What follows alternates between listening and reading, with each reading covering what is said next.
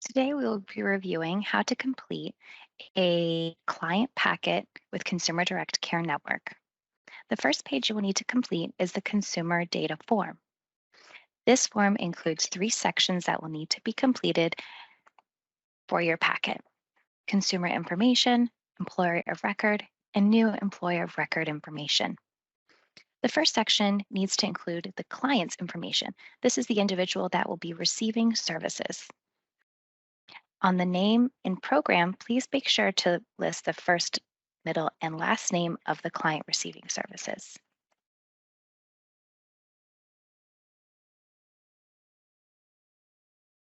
The next line is the consumer physical address. This is where the client currently lives.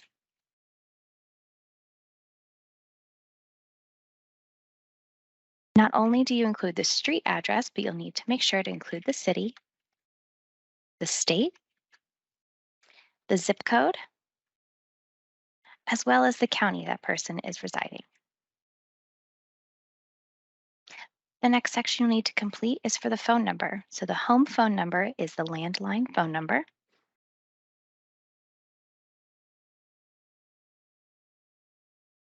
The second section is the cell. This will be your mobile device.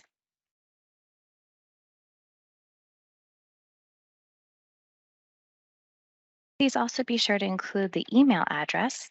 This will be where we send all program-related updates to the client, including e-blast communications, and it will need to be used for registration. The next line is Medicaid ID. This will be the 12-digit code that is listed on your health insurance card.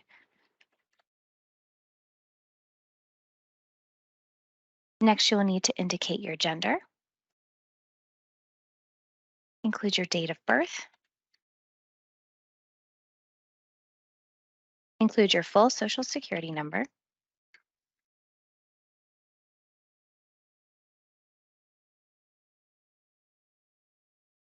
and the next line is the prior fiscal agent.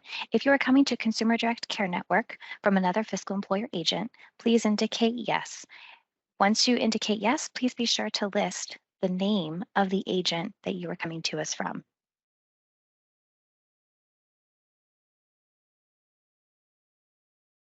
If you are new to Consumer Direct in the program and you're not coming to us from a fiscal agent, please leave this section blank and indicate no.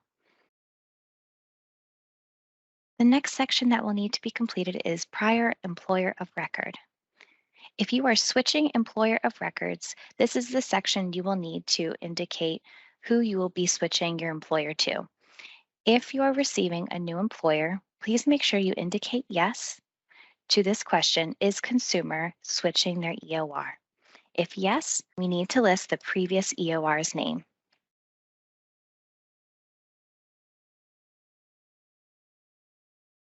If you are not switching employer of records, please make sure you leave this section blank and check no. The next section you will need to complete is your new employer of record information. The employer of record is the individual who will be employing the attendant that you will have assigned and approving their time for services rendered to the client. So EOR relationship to consumer. The consumer can be their own EOR. If you are self-representing, you would check this box here. When you check that box, all of your information will auto-populate below. If you are not self-directing, then you will need to just select Other and describe the relationship.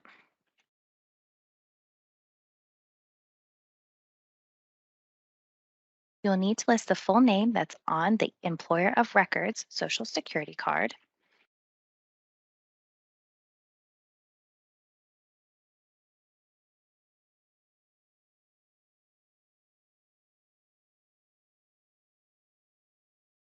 The EOR's physical address where the EOR lives.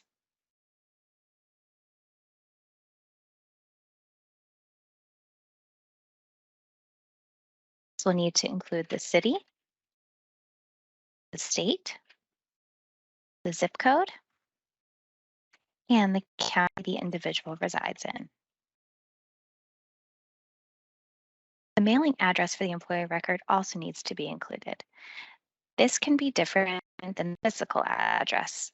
The mailing address is where we will utilize all mailings to be sent to this address if it differs from the physical address. For example, it can be a PO box. You'll need to include the city, the state, as well as the zip code. The employer of record will also need to include their phone number, their home address, their cell, and a fax number if applicable.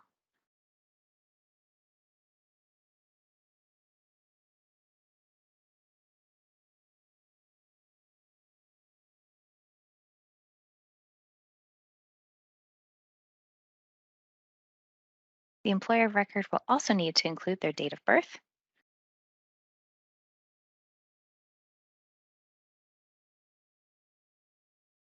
their full social security number,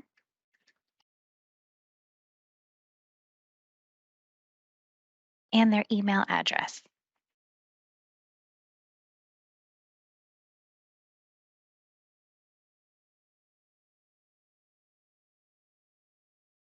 The next section is related to prior accounts. Does your employer of record have an existing sole proprietor or household employer business with established accounts? If the individual has an existing EIN, they will need to select yes and include the required information below. They will need to include their EIN,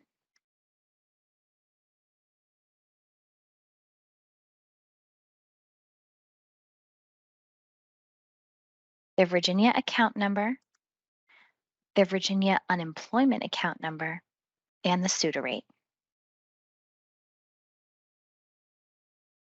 If the client has a services facilitator, the bottom section of the form will need to be completed with their name, their phone number, and their email address. The next form in the packet is our checklist of employer enrollment packet forms that need to be submitted to CDCN. All of these forms listed are in the order they appear in your packet. You have the consumer data form, the employer of record attestation, the IRS form, the SS4, as well as the IRS form, the 2678. The employer of record attestation needs to include the full name of the consumer and the employer of record in the top section of the form. When this form is signed by the employer of record, they are attesting that they will be able to fulfill all items listed in 1 through 7 of the form. At the bottom section of the form, they will need to make sure that the full name of the employer of record is listed, signed by the employer of record, and dated. The SS4 is the application for employer identification number. Once this form is completed, signed, and dated by the employer of record, CDCN will apply for the employer identification number on behalf of the EOR if they do not have an existing EIN. Please make sure that all demographic information listed in lines 1 through 7B are correct. And please be sure to review sections 8A through 17 to ensure that they are all completed. Once you get to line 18, if the employer of record does have an existing employer identification number, please make sure it is listed in this section, as well as have the yes checked that there is an existing number on file with the IRS. Once this is reviewed, please make sure that the employer of record signs at the bottom section of the form and dates. The 2678 Employer Payer Appointment of Agent form allows Consumer Direct Care Network to file taxes on the employer's behalf as their agent.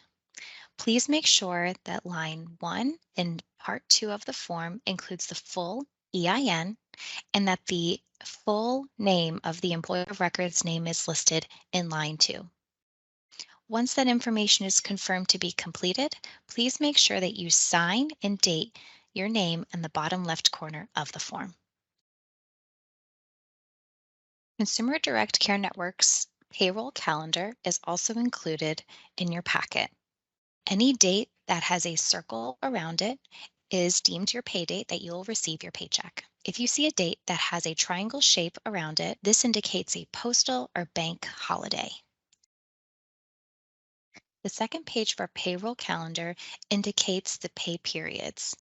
The first two columns indicate the start and end date of every pay period.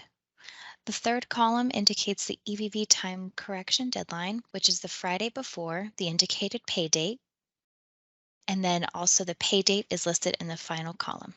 If you notice, there is an asterisk listed next to some of the dates in this column. This indicates if your client has a patient pay responsibility, this is the paycheck that it will be removed from your attendance pay. Within the employer packet, you will also receive how to get started with your web portal with Consumer Direct Care Network. There are 2 pages of instructions listed on how to get started with the registration process.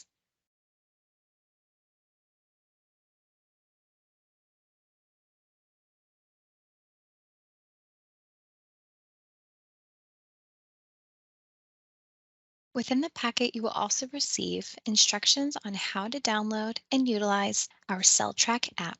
This app will be utilized by attendants and employers of record for submitting and improving time.